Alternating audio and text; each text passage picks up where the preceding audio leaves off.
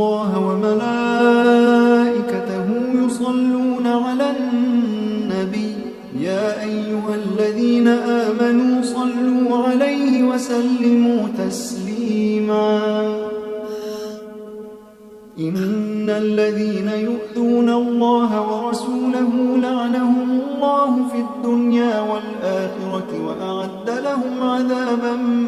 مهينا والذين يؤذون المؤمنين والمؤمنات بغير ما اكتسبوا فقد احتملوا بهتانا وإثما مبينا يا أيها النبي قل لأزواجك وبناتك ونساء المؤمنين يدنين عليهن من جلابيبهن ذلك أدنى أن يعرفن فلا يؤذين وكان الله غفورا رحيما لئن لم ينته المنافقون والذين في قلوبهم مرض والمرجفون في المدينة لنغرينك بهم ثم لا يجاورونك فيها إلا قليلا ملعونين أينما ثقفوا أخذوا وقتلوا تقتيلا سنة الله في الذين خلوا من قبل ولن تجد لسنة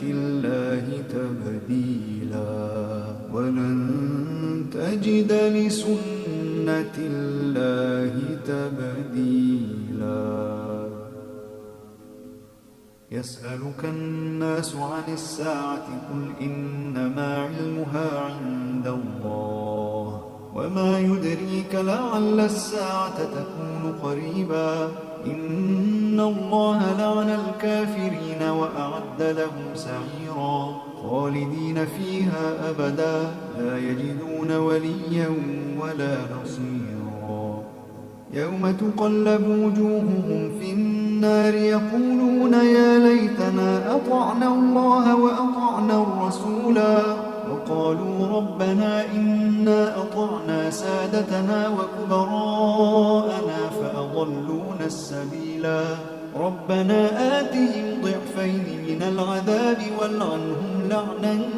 كبيرا يا أيها الذين آمنوا لا تكونوا كالذين آذوا موسى فبرأه الله مما قالوا وكان عند الله وجيها يا أيها الذين آمنوا اتقوا الله وقولوا قولا سديدا يصلح لكم أعمالكم ويغفر لكم ذنوبكم ومن يطع الله ورسوله فقد فاز فوزا عظيما إنا عرضنا الأمانة على السماوات والأرض والجبال فأبين أن يحملنها وأشفقن منها وحملها الإنسان إنه كان ظلوما جهولا ليعذب الله المنافقين والمنافقات والمشركين والمشركات ويتوب الله على المؤمنين والمؤمنات